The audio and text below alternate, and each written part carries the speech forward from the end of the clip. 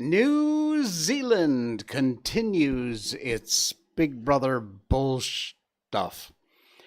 If you're in New Zealand and you're on Facebook, do yourself a favor, delete your account. I'll tell you about that coming up. Canada is helping you to kill yourself, whether you want to or not. It's unbelievable. And is there a nasi lemak ceiling? That's specifically for my Malaysian audience, but you will be fascinated by this story no matter where you live on the planet. But yes, is there a nasi lemak ceiling? Welcome to the Jay Sheldon Show. I got that. I got more coming up. I'm wearing a hat. Yes, it says believe on it. I love this hat. It's a ball cap. Just says believe. Great words. All right, we got tons coming up. We do. We have so much stuff coming up tonight. We will get to our book, Bambi. We'll continue on. We left it at a real cliffhanger in our last stream, so be sure and check that out coming up later on. Right now, it is time for our usual update. Miko update. Ning, ning, ning, ning, Miko update, Miko update. There she is. Let's get the picture up here. There we go. Hey, yesterday, it looked like it was going to rain, so we kind of thought, should we take a chance or not? We decided to go, and wow, what a night. Miko was in a bit of a weird mood. She wasn't as friendly with people and other dogs as she normally is. Normally, she can't get enough of other people and other dogs, and she's right in the middle of social circles getting things going. Last night, though, I think she was feeling a little bit under the weather. She wasn't so much, but she had a great time nevertheless at Dessa Park City. Here's a shot. Look at that shot. What a great picture. If you're listening on the podcast, by the way, just check out the links in our show notes, or check out our video on rumble.com, YouTube, Facebook, twitch.tv. But the place was all decorated up for the holidays, and she was having a ball, enjoying herself. This is a bunch of shots of her. There's yours truly and her hanging out in the, I don't know, what is that? Oh, it's a giant, it looks like a Cinderella carriage, actually. We bought her these, they're specifically made for dogs, a little doggy donuts. She couldn't have been less interested. She had no interest in these things at all. I don't know why. We stopped and had dinner. She hung out with us, and she licked a little bit of the icing off of it, but in general, she couldn't really care less. They had this giant arch of lights, thousands and tens of thousands of lights. It was amazing. There There we are, hanging out, striking a pose. And there is a video for this. Again, the link is on our Facebook page. If you want to check that out, you can check out the video and all these shots of the little lady Miko as she's walking through. Look at all these doggies. There's a great, is that a French bulldog? I think there's a Frenchie there. Oh, man, it was just absolutely incredibly great night. She had a wonderful time. And Dessa Park City, you outdid yourself this year. Fantastic job with all the amazing decorations and all. Our Miko updates brought to you by the good folks at Barkbox.com. Our link is barkbox.com/Miko, M-I-K-O. That'll get you a special offer right there in that big yellow box you see on your screen right now. If you sign up for a multi-month subscription, 6 months, you get 7. You get an extra month free. Sign up for 12 months, you get 13 months. That'll actually take the cost of your monthly fee and drop it down because you're getting a free month. Check it out. It is available in the U.S., U.S. territories, and Canada only at the moment. They don't ship internationally, which is really sad because I know a ton of people waiting. You listening, Barkbox? They are waiting for you to ship internationally, so get your crap together, please. They're a great company, and they do a great job. They're still working on this international shipping. It's more involved than you can know. What is Barkbox? It is a box delivered straight to your door every month with a couple of fantastic, amazing dog toys, sized for your dog, by the way. You can specify when you order small, medium, or large. And also a couple of bags of dog treats that are all natural, 100% natural, all good for your dog. And if your dog has any allergies, there's a tick box you can check. They'll make sure you don't get that. You know, if you get an allergy to beef or chicken or seafood or whatever. And also you get a dog chew. Extra dog chew is in the box. Each month is themed. Right now, of course, there's a great Christmas box. So if you order now, you will get it in time for Christmas. But every month throughout the year, they have these amazing themed boxes of dog treats and toys. And you, and more importantly, your dog will love it. So please do check it out. The link is the top one in our show notes, but it's easy to remember. Barkbox.com/Miko, M-I-K-O, and that will get you our very special offer. Thank you, Barkbox, for helping to sponsor the Miko update. Alrighty, we have so much stuff tonight to talk about, and right off the bat, it's our headline. I'm telling you, as you know, during this COVID thing, that idiot prime minister in New Zealand, who is a absolute freak from hell. I'm not kidding. This woman is insane. I even don't like putting this picture up, but I'm going to. This idiot. New Zealand has admitted it has direct access to Facebook's takedown portal. There is a portal in which you can take stuff down, cancel accounts, whatever it is. It will flag content for censorship. Now, as you know, Twitter is going through this right now, where they have come out and shown you all the ways in which they censored and did all the illegal, immoral crap they did, and there's more coming. I expect later today, U.S. time. Right now it's at night in Malaysia, but in the U.S. it's in the morning, like 10 o'clock on the East Coast, or 9 o'clock, I guess. Anyway, the same thing is going on in New Zealand, and in New Zealand, they admit it. They've got direct access to Facebook's takedown system. The portal is specifically designed for government agencies to flag content to Facebook for censorship. According to The Intercept, which reported on the portal in October, government partners can also use the portal to report disinformation directly to Facebook. And you just know they do. In a recent response to a New Zealand Official Information Act request, asked whether the government has partner access to Facebook's takedown portal, the New Zealand government confirmed with that the Department of Internal Affairs has access. While this was the only government department that confirmed the access, they also said, we cannot advise if any other government agencies have access to the takedown portal. This is an actual copy of the information response. And there is, boxed in red, is the confirmation that they have access to this portal.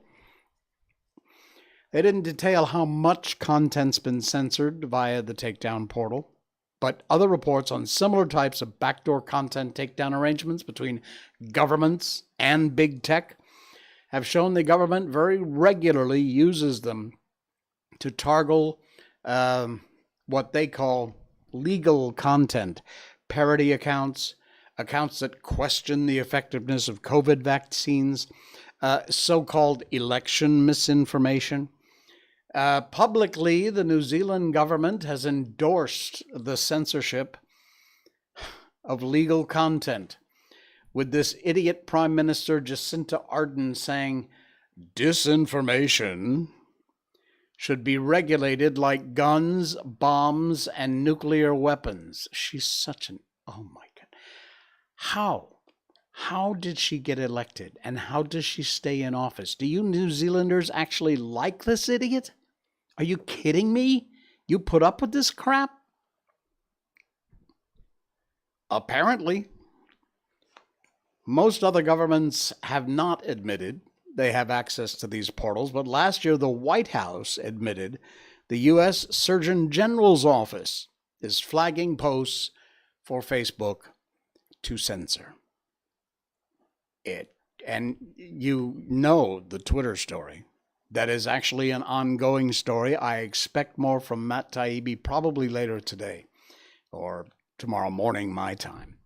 And it's just going to get worse.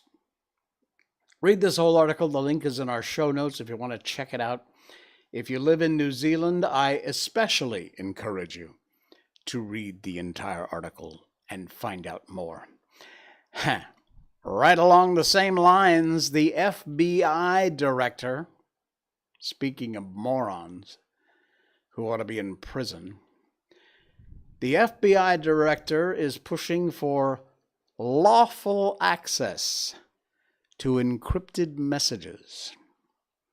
The FBI wants decryption keys to all private messages. You know, your WhatsApp messages right now are end-to-end encrypted. Only you and the person you send the message to can see the message. It's encrypted. Nobody else can dig in, intercept, and see what you've written. Well, good old FBI director and mostly criminal type Christopher Wray last month spoke before the U.S. Senate Homeland Security and Government Affairs Committee, and among a lot of topics dedicated to threats to the homeland, he addressed that of encryption. His remarks on this, carried by the FBI website under the heading Lawful Access. Wray opens by saying the agency is a strong advocate of wide and consistent encryption use. The FBI chief moron goes on with platitudes and not particularly sincere ones, considering his statements that followed. Protecting online data and privacy is a top priority. Then why do you want our encryption keys, fool? Encryption without lawful access does have a negative effect on law enforcement's ability to protect the public. Find another way, pal. Here's an idea. A subpoena. Maybe one in which you don't lie to the court to get. Ooh, there's an idea. Anyway, they want to bypass the encryption and have access. All full access to everything you type on your WhatsApp. No more privacy, folks, if they get their way. No more privacy. You already have limited at best privacy, and they want to take what little bit you have away from you. I cannot wait until January. when things are going to change. They better change. You newly elected Republicans in the House, we are watching you. I'm watching you, Fokker. That's Focker. You know the movie. I'm watching you. Hey, here's a bit of good news. Where I live could learn a lot from this. This is fantastic, actually. Iran's prosecutor general says the morality police will be shut down. Yes. Some Iranian voice skepticism towards Montazeri's remarks, say the move isn't enough to meet people's demands. Look, folks, any move in this direction is enough. Little pieces, small bites. Take little bites, you'll get there. But this is, Tehran and Istanbul, Turkey. Iran's prosecutor general, Mohammad Jafar Montazeri, said the morality police unit has been scrapped after more than 2 months of nationwide anti-government protests. They were not in vain. Some Iranians have met the statement with skepticism, saying it remains unclear if the move marks an actual policy change.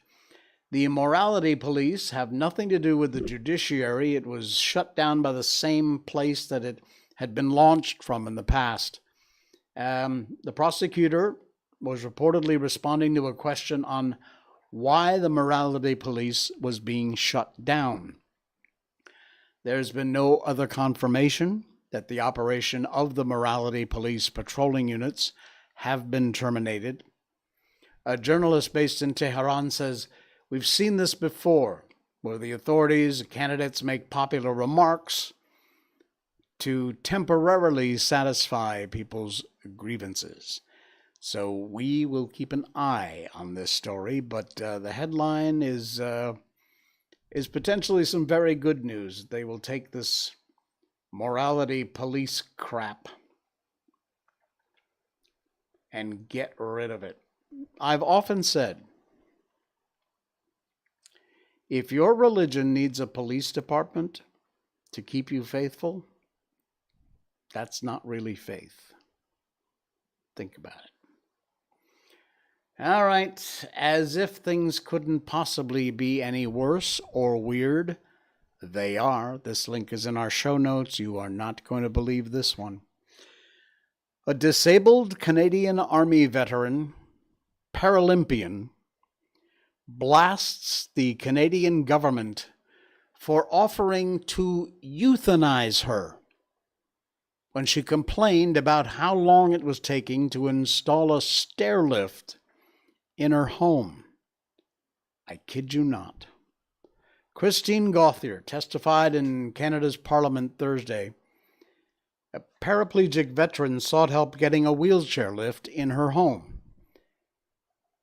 The government probe found at least 4 other veterans.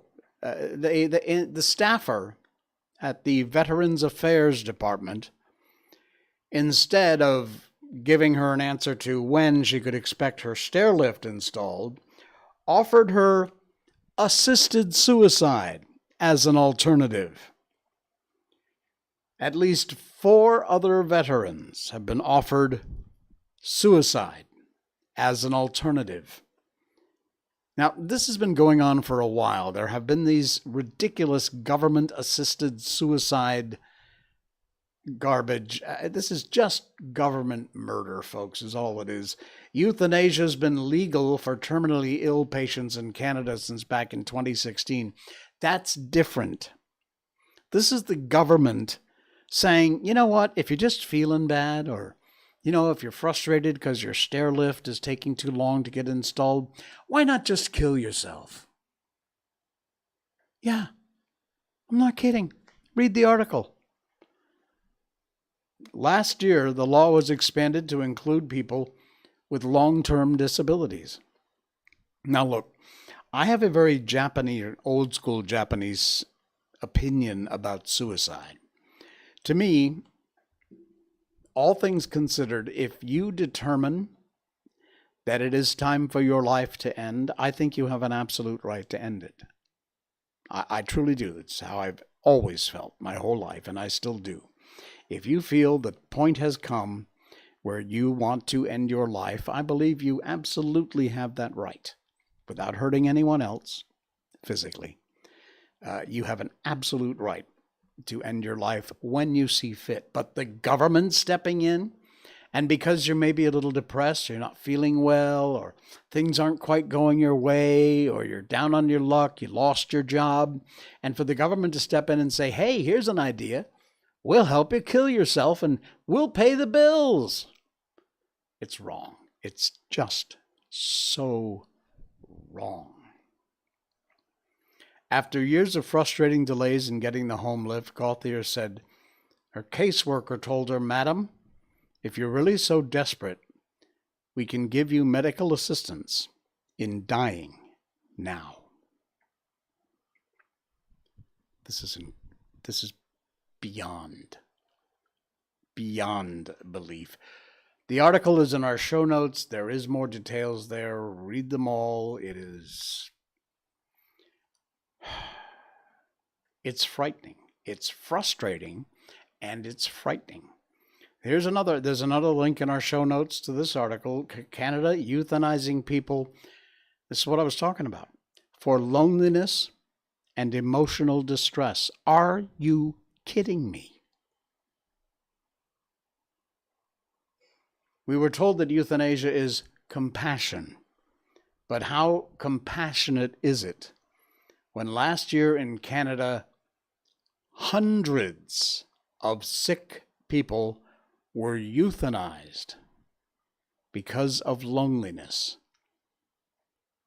This isn't a dog shelter, folks. These are people. Dog shelter's bad enough.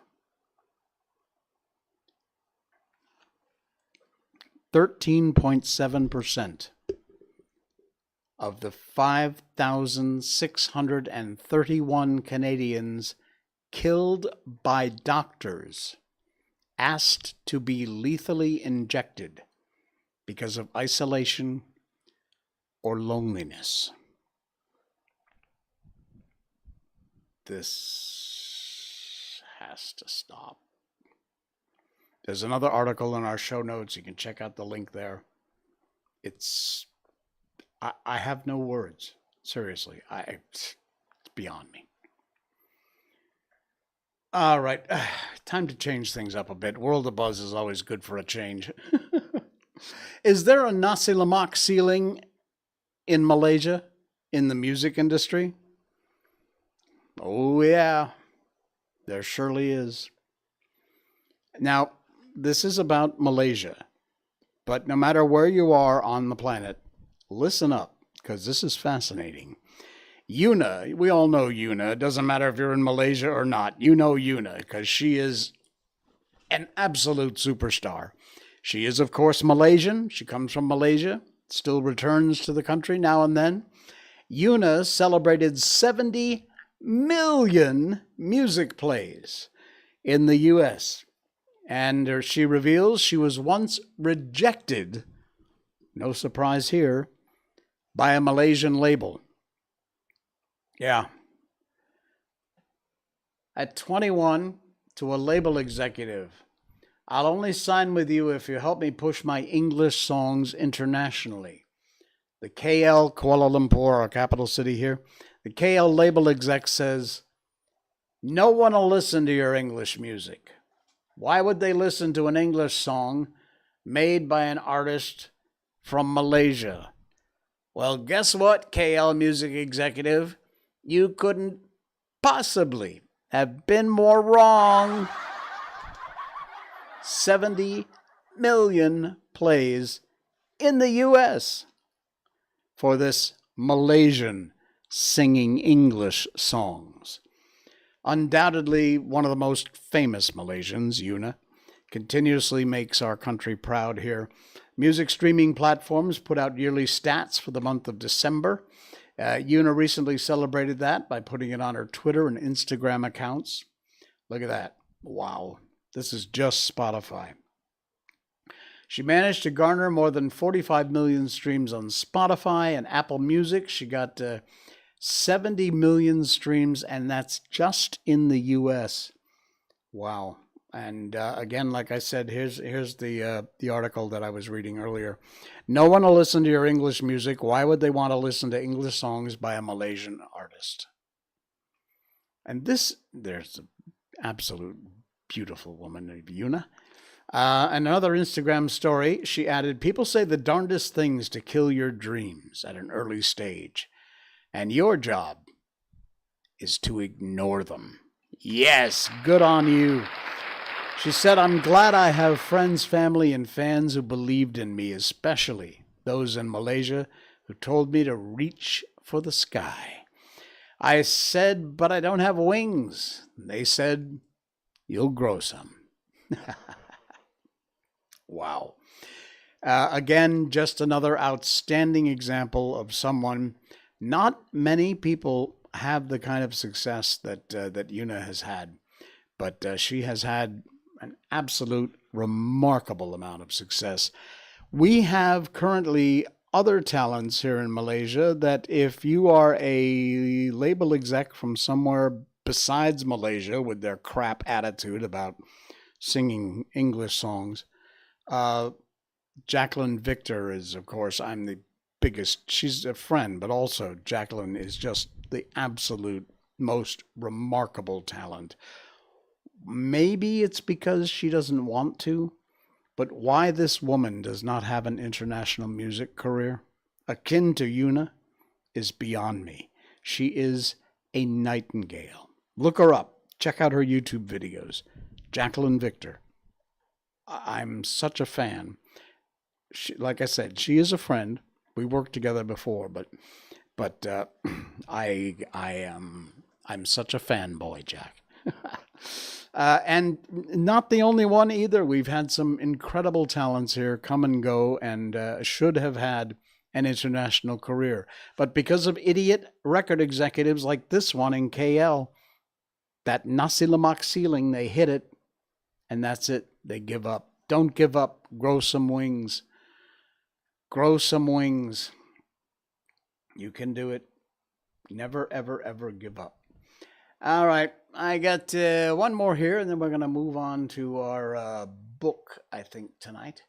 What else have we got? What is this? Oh, okay. All right. This is from Beat 106. It's a radio station in Scotland, but it's fascinating. It's just words on a page, so if you're in the podcast, you can check out the link if you want to, but I'm going to read them. In the 1400s, a law was set forth in England that a man was allowed to beat his wife with a stick no thicker than his thumb. Hence, we have the rule of thumb. Weird, huh? Many years ago in Scotland, a new game was invented. It was ruled gentlemen only. Ladies forbidden. GOLF. The word golf entered the English language. Each king in a deck of playing cards represents a great king from history. I didn't know this. Spades is King David. Hearts is Charlemagne. Clubs is Alexander the Great. Diamonds is Julius Caesar. Wow. In Shakespeare's time, mattresses, this is cool. I've heard this before. They were secured on the bed frame by ropes. And when you pulled the ropes, the mattress tightened and made the bed firmer to sleep on. And that is where the phrase comes, good night, sleep tight. Cool. It was the accepted practice in Babylon 4,000 years ago that for a month after the wedding, the bride's father would supply his son-in-law with all the mead he could drink. Mead is a honey beer. And because their calendar was lunar-based, that period of time was called the honey month, which we know today as the honeymoon. How about that?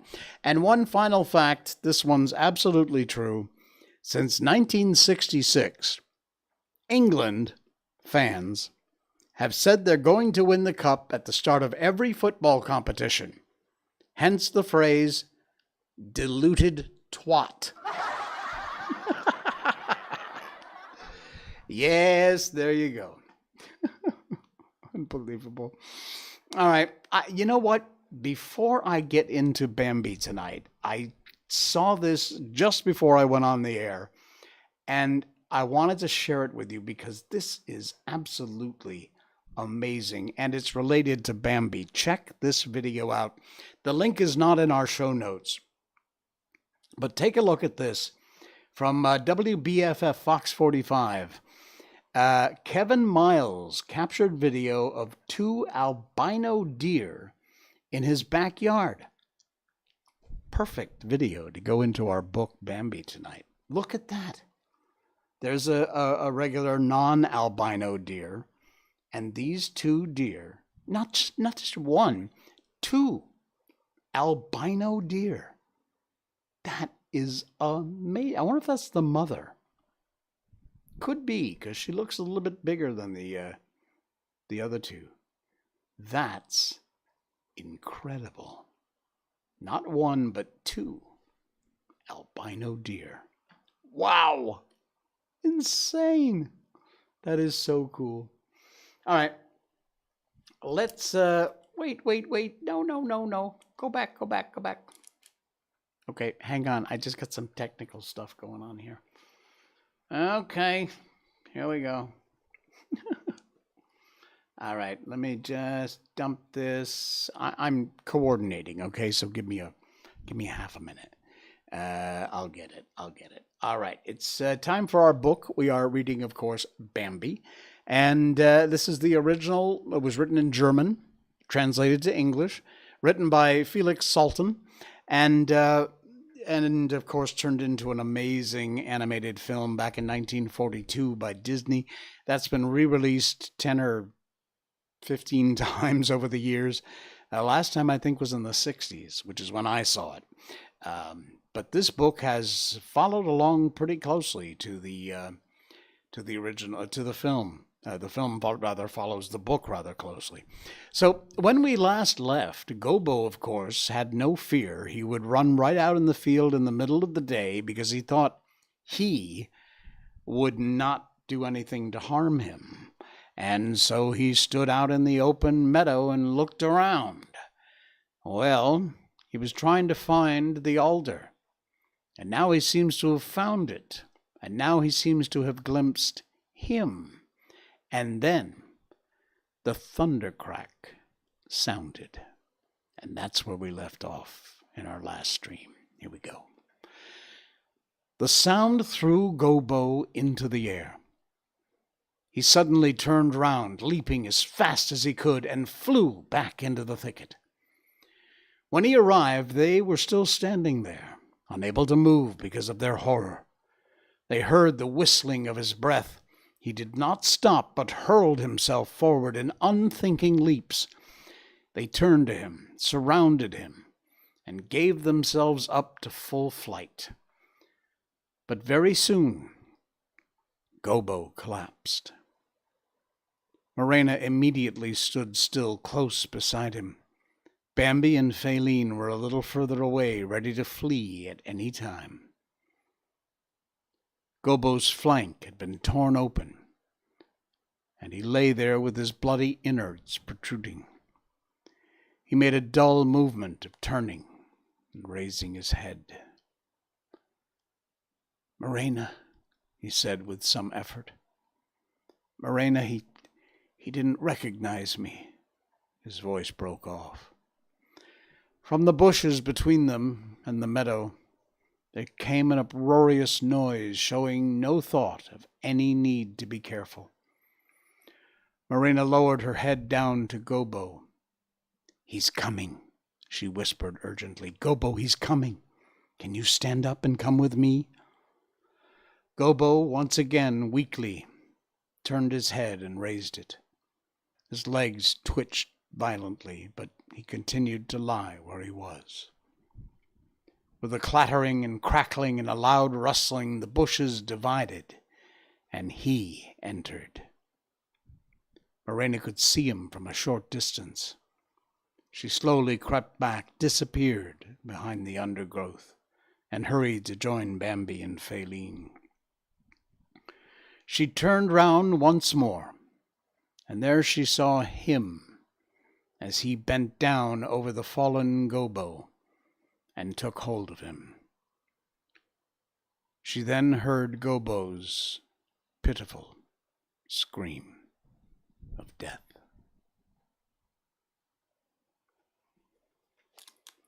Wow. All right, let's move on into chapter 21. We'll see how far we get tonight. Bambi was by himself. He went over to the water that flowed quietly between the reeds and the willows on the bank. Ever since he'd been keeping to his own company, he had come more and more often down here. There were not many paths here. He almost never came across any other deer. But that was just what he wanted, for his thoughts had become earnest and his spirit was heavy. He didn't know what was happening inside of him, and he didn't try to work it out. He merely tried to puzzle out in a confused way with no plan, and it seemed to him that his whole life had become darker. When he went to stand by the riverside, he could spend a long time there. He went to a place where the water flowed in a gentle curve and where it was possible to see a long way. The cool breathing of the ripples brought an unfamiliar smell with it, a smell that was refreshing but bitter, a smell that awoke a sense of being carefree and trusting. Bambi stood there and watched the ducks as they enjoyed their company. They chatted with each other without cease, friendly, serious, clever. There were a couple of mothers there, each of them surrounded by a crowd of children, who received regular instructions and who never tired of learning. Sometimes one of the mothers would give out a warning sign, and the young ducks would rush out in all directions. Without hesitation, she'd glide out as if broadcast from a sower's hand, and she'd do it in complete silence. At one moment, Bambi saw how the little ones, who still couldn't fly, would go into the thick reeds, careful, without touching any of the stalks, which, if they moved, would betray their locations. Here and there he saw their small dark bodies in among the rushes as they slowly hid themselves away. And then he saw nothing more of them. A short call from Mother, and they'd all swarm around her in an instant. In this instant her flock had gathered back together, and they began, as before, to cruise along thoughtfully. This filled Bambi with admiration every time he saw it. It was like a work of art. One time, after one of these brief alarms, he asked one of the mothers, "What was all that for? I've been watching carefully, but I didn't see anything." Another time, one of the children gave the warning signal. He turned round as quick as a flash, steered his way through the rushes to the bank where Bambi was standing, and stepped up onto it. Bambi asked the little one, "What happened now, then? I didn't see anything." "Well, there was nothing to see," the little duck answered. Like a wise old man, he shook his feathers, carefully laid the tip of his wings down in the right place, and went back into the water. But Bambi continued to think about the ducks. He understood they were more watchful than he was. Their hearing was sharper, their eyesight better. When he stood there, the anxiety that at other times was always full was slightly relieved. And he enjoyed talking with the ducks. They didn't talk about things he heard about so often from the others. They talked about the capacious sky, about the wind and the distant fields where they'd enjoy lots of delicious food. Bambi sometimes saw something small rushing past him through the air. keeping close to the bank like a fire-colored lightning flash. "Siree!" shouted the kingfisher gently for himself as he sped past. A tiny whizzing dot. He glowed in blue and green and sparkled in red, lit himself up, and he was gone. Bambi was amazed. He was enchanted, and he wished he could see this remarkable stranger close up. So he called to him. "Don't bother with him," the coot said up to him from the dense rushes. "Don't bother with him. You'll never get an answer from him." "Where are you?" asked Bambi, and peered round the reeds. But the laughter of the coot came up loud and clear from a quite different place. "I'm over here. He's a bad-tempered bloke, him who you were trying to talk to just now. He don't talk with anyone. There's no point in trying to call him." "But he's so beautiful," said Bambi. "Yeah, but he's no good," Coot replied again from a different place. "Why do you say that?" Bambi inquired. The Coot answered again from a different place. "He can't be bothered about anything or anyone. Don't matter what happens. He never says hello to anyone and never replies if anyone says hello to him. He never makes the alarm call when danger comes along, and he's never spoken a word to anyone." "The poor," Bambi started to say. The Coot continued speaking, and cheerful, cheeping voice now again came from quite a different place. "I suppose he thinks we're all jealous of that couple of colors he has in his feathers. I suppose that's why he don't want to let anybody get a closer look at him." "You're not letting me get a look at you either," Bambi suggested.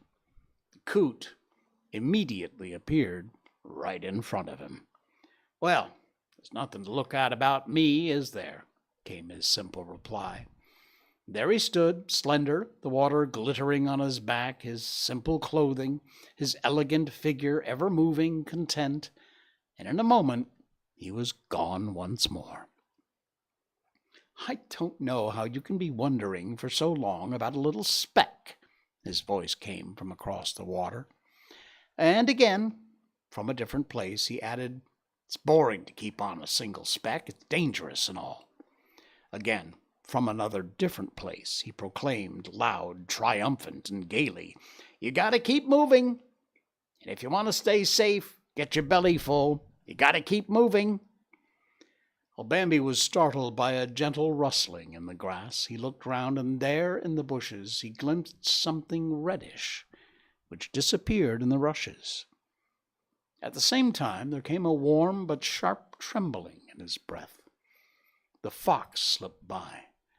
Bambi wanted to call to the duck and stamped on the ground as a warning. There was a rustling, and the reeds suddenly divided. The water splashed, and the duck screamed in confusion. Bambi heard the clatter of her wings and saw the whiteness of her body in the shimmering greenness. And now he saw how her wings were flapping loudly and whipped against the cheeks of the fox. And then all became quiet. Very soon afterward, the fox came up into the bushes with the duck in his jaws. Her neck hung down loosely. Her wings still moved feebly. The fox paid no attention. He looked sideways at Bambi with his bulging eyes that seemed to be jeering, and he slipped slowly away into the thick woods. Bambi stood there, motionless. Some of the older ducks had clattered up onto the bank. They flew around in confusion caused by the horror of what they'd seen. The coot sounded shrill warning cries to every side. The tits in the bush twittered excitedly. The young ducks pushed themselves into the rushes, and having become orphans, lamented with gentle tones. The kingfisher rushed by along the bank. "Please," called the young ducks, "please, have you seen our mother?" "Siree!" the kingfisher shrieked and seemed to sparkle as he rushed past. "What's that to me?" Bambi turned round and left. He wandered through a dense, wilderness of goldenrods, passed through a group of tall beech trees, and went through ancient hazel bushes until he reached the edge of the great trench. And here he wandered round at random in the hopes of coming across the elder. It was a long time since he'd last seen him, and not since Gobo had met his end. Now he saw him in the distance, ran towards him. For a while they walked beside each other in silence. And then the elder asked, "Well, do they still talk about him?" Bambi understood he meant Gobo, and answered, "I don't know. I'm almost always by myself." He hesitated, "But I can't stop thinking about him all the time." "Ah," said the elder, "are you by yourself now?" "Yes," said Bambi, expectantly, but the elder remained silent. They walked on, and suddenly the elder stopped. "Can you hear it?" Bambi listened. No, he heard nothing. "Come on," the elder called as he hurried forward. Bambi followed him. The elder stopped again. "Can you still not hear it?" Bambi now could make out a sound that he didn't understand. It was as if twigs were being pulled down and then allowed to snap up again. And at the same time, there were dull and irregular thumps on the ground. Bambi wanted to flee. "Come with me," the elder called, and ran in the direction of the noise. Bambi dared to ask, "Is it not dangerous there?" "It is," the elder replied mysteriously. "It is very dangerous there." They were soon able to see the twigs were being pulled down from below and were being shaken. They saw the vigor with which they sprang back up. They came closer and noticed that it was a little path running through the middle of the bushes. Bambi's friend, the hare, lay on the ground, threw himself back and forth, fidgeted about, lay still, fidgeted some more, and each one of his movements tore at the twigs above him. Bambi became aware of a dark stripe, something like a tendril. It became stiff and dropped down into the hair, where it wound itself around his neck. By now the hare must have heard that there was somebody coming. He hurled himself into the air and fell back to the ground, wanted to flee. Defeated, he rolled himself into a ball and quivered. "Keep still," the elder ordered him, and then in a gentle, sympathetic voice that struck at Bambi's heart, he went over close to the hare and repeated, "Keep calm, my friend. It's only me. Don't move at all. Just keep very still." The hare lay motionless, flat on the ground. His breath was tense. It made a gentle sound. The elder took the twig with the peculiar tendril into his mouth, pulled it down, turned round elegantly, held it firmly against the ground under his hard hoof, and did away with it with a single blow of his crown. Then he turned to the hare. "Keep still," he said, "even if it hurts." With his head turned to one side, he lay one of the points of his crown against the hare's neck and pressed it deeply into the fur behind his ears, felt around for something, and gave it a yank. The hare began to writhe. The elderly immediately moved back. "Keep still," he ordered. "I'm trying to save your life." And he began anew. The hare lay still but quivering. Bambi watched in astonishment. He was speechless. Now the elder had pushed one point of his antlers firmly into the hare's fur, trying to get it under whatever was slung around the hare's neck.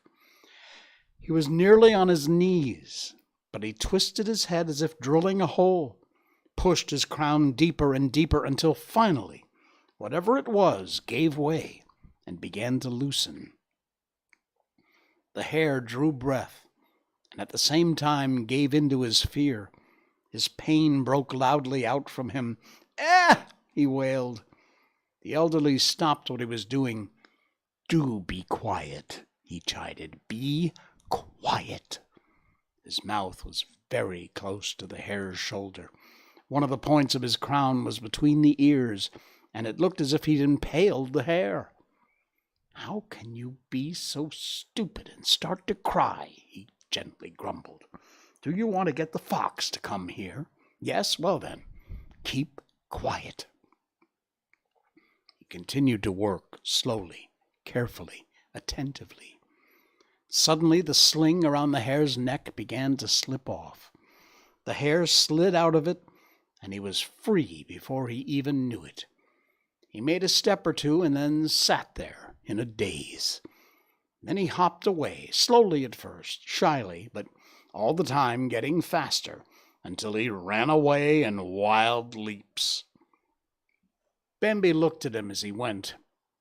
"And not a word of thanks," he said in astonishment. "He still hasn't quite come back to his senses," the elder said. Whatever it was that had been around the hare's neck now lay in a circle on the ground. Bambi kicked at it lightly. It made a jangling noise, and Bambi was startled. That was the sort of noise that did not belong in the forest. "Huh?" Bambi asked quietly. The elder nodded. "Him." They walked on calmly next to each other. "You always need to be careful," said the elder. "When you're walking along a path, you should always pay attention to twigs on the trees and bushes. Stretch your crown up and out and down, and if you even hear that jangling noise, turn right around. But if it's the time of year when you're not carrying a crown on your head, you need to be doubly careful.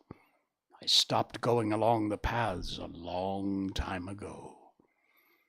Bambi was alarmed, wondered what the elder had meant. But he's not," he said to himself in bewilderment. The elder answered, "No, he's not in the forest now." But it's him," said Bambi, shaking his head. The elder continued, his voice full of bitterness. "What was it that Gobo said to you? Did he not give you a lecture about how he is almighty, how he is responsible for a lot of everything?" Bambi sputtered. "Is he not almighty, then?" "He's no more almighty than he is responsible for everything," the elder complained. Bambi was disheartened. But what about Gobo? He was good to Gobo. The elder stopped where he was. "Do you really think he was, Bambi?" he asked sadly. This was the first time the elder had addressed him by his name. "I don't know," declared Bambi in anguish. I just don't understand it."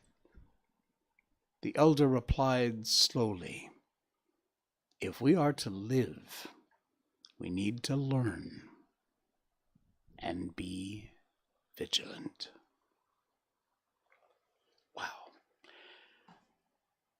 Wow. All right, coming up on Wednesday, we'll move on to chapter 22. Just a few more chapters in this book before we are done. So if you would like to pass along a suggestion for what classic book we read next, feel free to do that. You can send me an email, show@jsheldon.com, or send me a PM on my Facebook page, and be happy to to see what you have to think. Take a look at the available books. They are in the public domain, which is why we're able to read them. And you'll find those on Gutenberg.org, the Gutenberg Project. Great spot over there. Want to find some books yourself? All right, folks, that's going to do it for us. We'll see you again on Wednesday night. Thanks so much. Be sure you follow and like and subscribe. Our main channel, rumble.com. Get a free account over there and subscribe to The Jay Sheldon Show. YouTube, Facebook, and Twitch.tv. See you Wednesday. This is The Jay Sheldon Show. Good night, everybody.